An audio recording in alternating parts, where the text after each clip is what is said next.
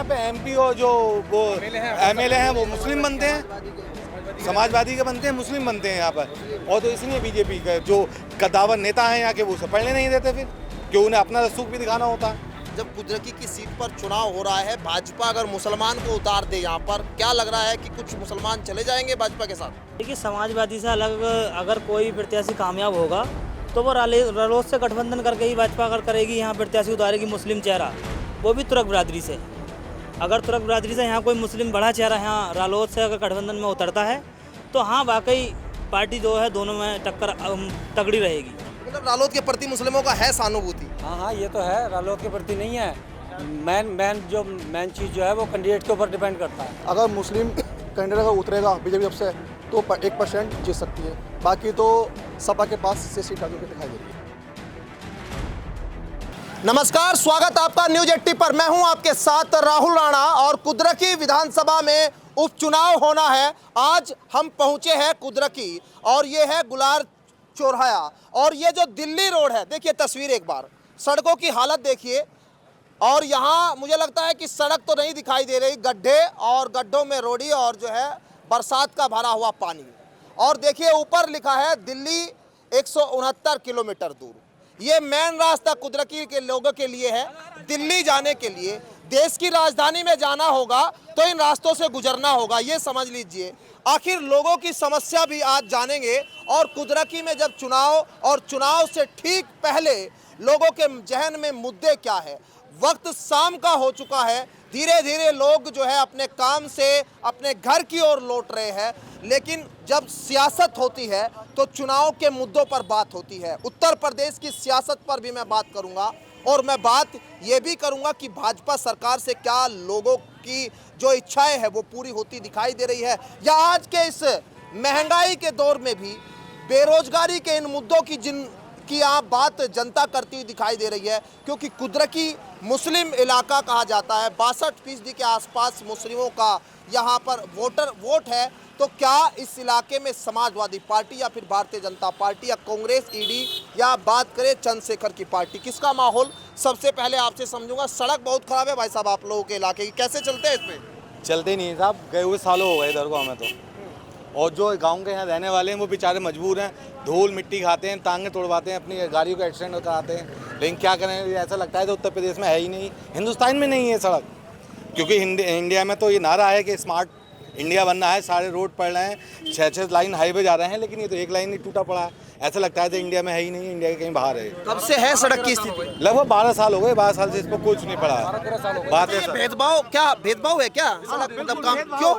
क्यों लगता है? ये यूँ लगता है यहाँ पे एमपी और जो वो एमएलए हैं वो मुस्लिम बनते हैं, समाजवादी के बनते हैं, मुस्लिम बनते हैं यहाँ पर। और तो इसलिए बीजेपी का जो कद्दावर नेता हैं यहाँ के वो सब पढ़ने नहीं देते, फिर क्यों उन्हें अपना रसूख भी दिखाना होता है।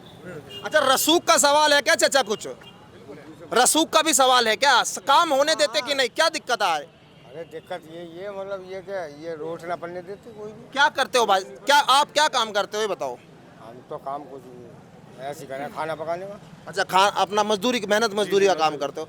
अच्छा, जब मौजूदा सरकार भारतीय जनता पार्टी की है, वो कह रही है कि हमने मुस्लिमों के लिए भी बहुत सारी योजनाओं का लाभ दे दिया, क्या जब कुद्रकी की सीट पर चुनाव हो रहा है, भाजपा अगर मुसलमान को उतार दे यहाँ पर, क्या लग रहा है कि कुछ मुसलमान चले जाएंगे भाजपा के साथ?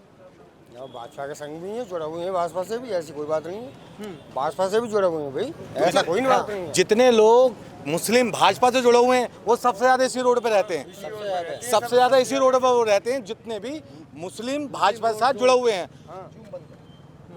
उसके बावजूद इस रोड की हालत ये है। तो अगर कल को यहाँ मुस्लिम भाजपा का विधायक बन भी जाए तो उसके बाद क्या शर्त है कि पूरा हो जाएगा? चले, एक मुद्दा सड़क का मैंने दिखाया, बताया। आप लोगों को कुछ लगता है कि सड़क के इस मुद्दे पर आप लोग वोट को भी जो है सड़क उसका कुछ तालमेल दिखाई देता है? पहले रोड पड़ा है, फिर इसके बारे में सोचा जाएगा किसके साथ चलना है। जब रोड में गड्ढे हैं 6-6 फीट के गड्ढे हैं, बाहर निकलता है, पलटने का डर रहता है, पब्लिक को नुकसान हो रहा है, आए दिन एक्सीडेंट हो रहे हैं इस रोड पे। इसका अच्छा चलिए, सड़क से हटकर भी कुछ मुद्दे हैं जनता के यहाँ के कुद्रकी में, किस मुद्दे पर वोट? चलिए, आपके इलाके का मुद्दा है सड़क, और कुछ दूसरे मुद्दे दिखाई दे रहे हैं जी?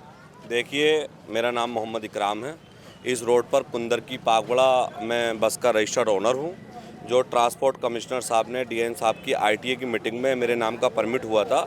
यहाँ से कुंदर की टू पागवड़ा 22 किलोमीटर का मुझे रूट मिला था ट्रांसपोर्ट आईटीए की मीटिंग में। उस परमिट को उठा करके मैंने अपनी गाड़ी यहाँ पर संचालन स्टार्ट किया। गाड़ी किस्त पे बनाई थी। आज स्थिति ये आ गई है, पिछले 3 से 4 साल से ये रोड टूटा हुआ है। स्थिति ये है कि मैंने अपनी गाड़ी सरेंडर करके एक तरह अड्डे में एक तरह साइड को खड़ी कर दी है, क्योंकि गाड़ी अगर चल रही है तो टूट फूट जाता है। भाई गाड़ी कमा रही है 200 रुपये, टूट फूट है रोज़ की 1000 रुपये की, तो हम चला के क्या करेंगे। ठीक है। दूसरा, जनता को परेशानी हुई बस चलाने से। लोग आए हमारे पास भी कि आप बसें क्यों नहीं चला रहे हो, तो हमने ये जवाब दिया जनता को, हम चला करके क्या करें भाई। 200 रुपये तो हम कमा रहे हैं, 1000 रुपये का कभी तो पटा टूट रहा है, कभी बम्पर टूट रहा है, कभी अगला शीशा टूट गया, कभी पिछला शीशा टूट गया, कभी ड्राइवर की ये शिकायत आ रही है पानी पड़ गया। हम बस चलाएं, कोई बाइक वाला बराबर से जा रहा है, उस पर कीचड़ आ गया। समस्या सड़क टूटने की वजह से तमाम समस्याएं हैं, अधिकतर समस्या। आप क्या लग रहा है कि इसकी वोट के समय चोट दी जाएगी इस मुद्दे पर भी? अब ये तो कुछ कह नहीं सकते, ये तो आप गवर्नमेंट के ऊपर है। मैं आपके समझना चाहता हूँ, आप भी वोटर हैं ना, जी, आप जी, क्या वोटर। सोचते हैं उसमें? हम तो यही सोचते हैं हमारा तो काम हो जाए। वोट तो देने का काम है, जो जिसको देता है वो देता है। मीडिया में तो कोई किसी को बता के देता नहीं है। आदमी ने अपना एक मन बना रखा है, उसको वोट किसे देना है तो वो उसी को देता है। वो काम पे या किसी मुद्दे पे नहीं देगा वोट। अच्छा, जियाउर रहमान बर्क जो है विधायक थे, काम हुआ कुछ उनके रहते हुए? मुझे लगा उनके रहते भी काम नहीं उन्होंने हुआ। भी कहा, उनको वोट दिया हमने, वहाँ यहाँ से उन्हें चुनाव लड़ाया, वोट भी दिया। उन्होंने भी कहा, हाजी रिजवान जी विधायक जी उन्होंने भी कहा, और इनके जो दादा थे उन्होंने भी कहा, सांसद थे उस टाइम के, मैं रोड की कह रहा हूँ। लेकिन अभी तक कई सारे वादे हो गए, हमारे लिए कुछ नहीं हुआ। चलिए, रोड की बात हो गई, शिक्षा पे आप लोगों को क्या लगता है इस इलाके में कुछ काम हुआ, या रोजगार को लेके कोई काम हुआ? सरकार जिस तरह से वादे कर रही है कि हम लोग जो है रोजगार को बढ़ाने के लिए, शिक्षा को बढ़ाने के लिए, आप लोगों को घर बनाने तक के लिए आवास विकास योजना का लाभ दे रहे हैं, प्रधानमंत्री आवास। सर शिक्षा तो चलो ठीक है जैसे भी है, बाकी यहाँ कुछ मुद्दे हैं, उन मुद्दों पर काम नहीं हो रहा कुछ। कौन से मुद्दे हैं बताइए? सर एक तो ये सड़क का मुद्दा हो गया। ठीक है। सर हमारी कुंदरकी में डाक खाना है सर, वहाँ पे बच्चों के आधार कार्ड बनते थे।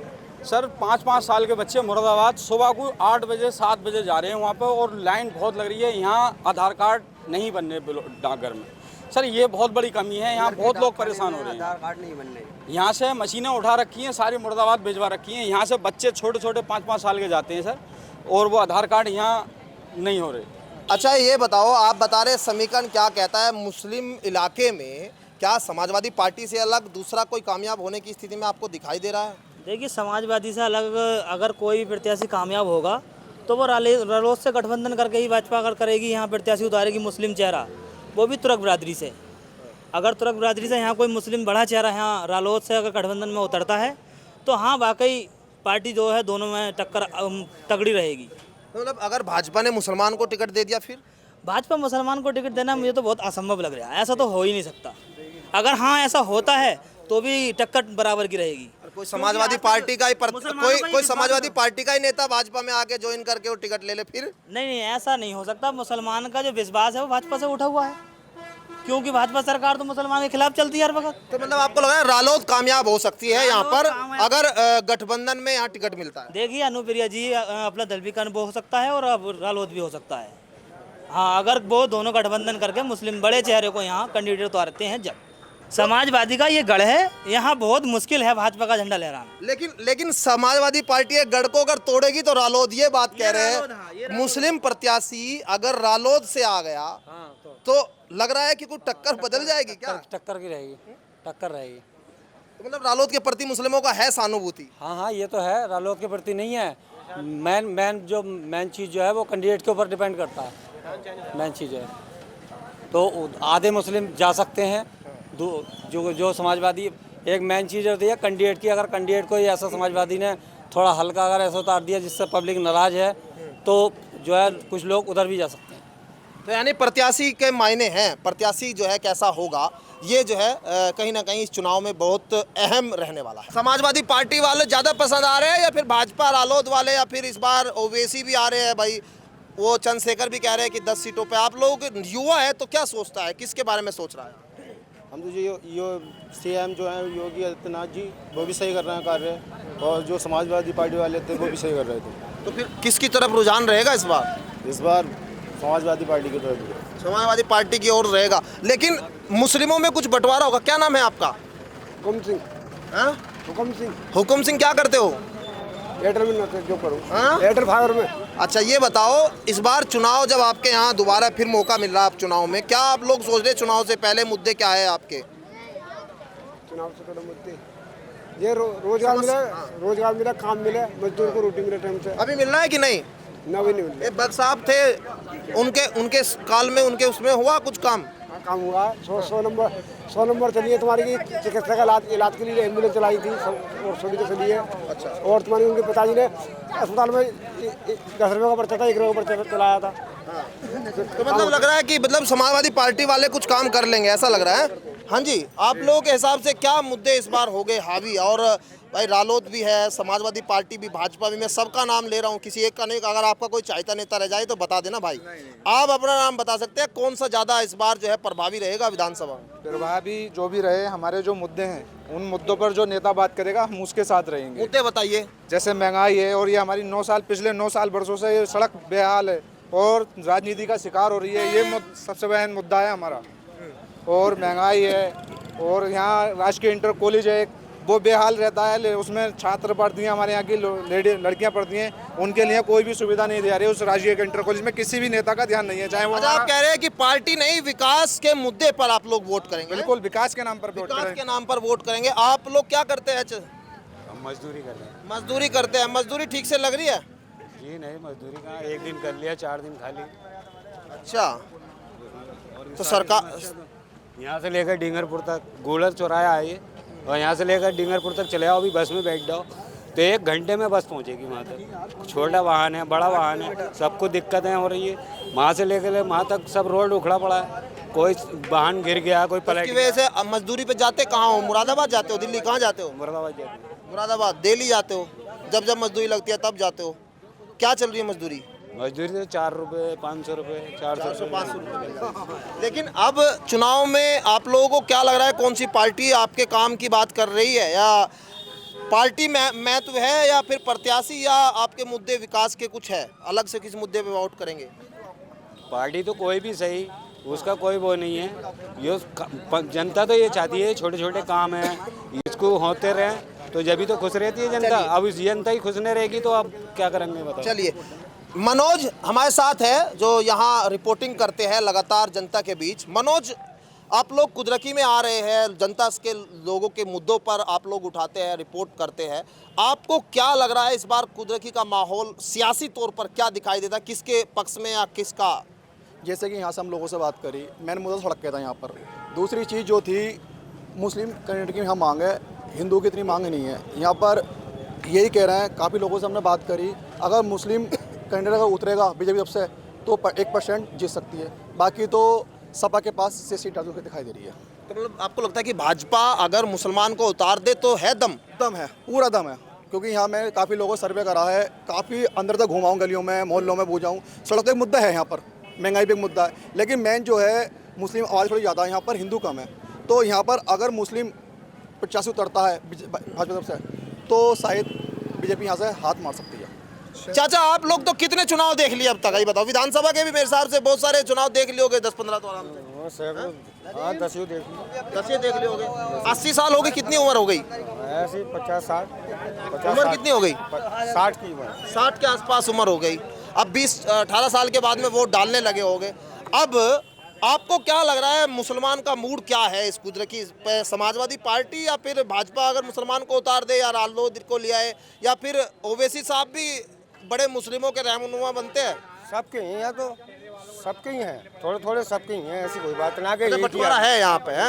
एक तरफ नहीं है माहौल। यहाँ देखिए तमाम जो लोगों के मुद्दे, और यहाँ पर जो मुस्लिम इलाका, इस मुस्लिम इलाके में समस्या है सड़क की, समस्या है शिक्षा की, समस्या है रोजगार की, महंगाई, ये सब तमाम चीज़ें जो है आज भी जहन में। लोकसभा चुनाव में इस इलाके में जिस तरह से यहाँ समाजवादी पार्टी को जीत मिली, अगर वही माहौल, वही मुद्दा रहा तो कहीं ना कहीं भारतीय जनता पार्टी के लिए मुश्किल हो जाएगा। और भाजपा के लोग जानते हैं, इसीलिए चर्चा मुस्लिम प्रत्याशी को लेकर भी है।